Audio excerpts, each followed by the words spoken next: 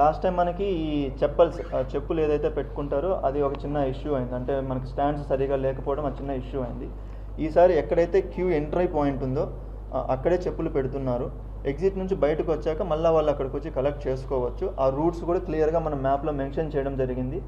Along with latitude లాంగిట్యూడ్తో పాటు ఇస్తున్నాం. అంటే వాళ్ళ చెప్పుల స్టాండ్ ఎక్కడ ఉంటుంది, ప్రసాదం కౌంటర్ ఎక్కడ ఉంటుంది, వాళ్ళ క్యూ లైన్ ఎంట్రీ ఎక్కడ ఉంటుంది, వాళ్ళ పార్కింగ్ ప్లేస్ ఎక్కడ ఉంటుంది, వాళ్ళ ఎగ్జిట్ నుంచి బయటకు వచ్చిన తర్వాత ఎక్కడికి వచ్చి ఏం తీసుకోవాలన్నది మొత్తం క్లియర్గా మనం మ్యాప్ వేసి ఇస్తున్నాము. Along with latitude longitude.